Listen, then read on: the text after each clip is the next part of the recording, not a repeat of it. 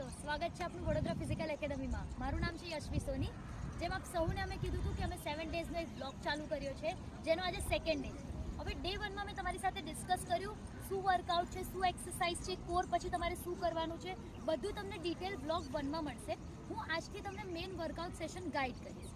ગઈકાલે તમારું જે હતું એ કન્ટિન્યુ રનિંગ હતું, આજે જે છે એ રિપિટેશન્સ છે।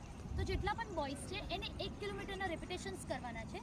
1 કિલોમીટરના તમારે મેક્સિમમ તમે 4 કરી શકો છો, મિનિમમ 2 રિપિટેશન્સ કરી શકો છો, ડિપેન્ડ તમારી કેપેસિટી ઉપર। આ રિપિટેશનમાં તમારે 3 મિનિટનો રેસ્ટ લેવાનો છે। ધારો કે તમે એક રિપિટેશન મારીને આવો છો 1 કિલોમીટરનો, એના પછી તમે 3 મિનિટનો રેસ્ટ લેશો, એના પછી અગેન તમે રિપિટેશન મારવા જશો। આ રીતના મેક્સિમમ 4 રિપિટેશન મારી શકો છો, મિનિમમ 2 તો મારવાના જ છે। બહુ ફાસ્ટ નહીં, બહુ સ્લો નહીં, 60 to 70% તમારી બોડીની એનર્જી લાગવી જોઈએ રિપિટેશન્સમાં।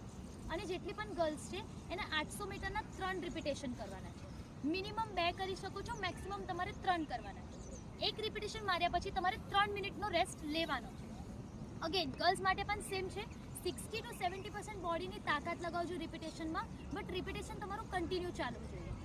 ઓકે, તો જેને પણ બ્લોગના અંદર આ ડિટેલ મેં જે સમજાવી છે એના અંદર કોઈને બી પ્રોબ્લેમ છે, બ્રીફ વર્કઆઉટ જોઈતું હોય કે કંઈક સમજ ના પડતી હોય, આપણને કોન્ટેક્ટ કરી શકે છે।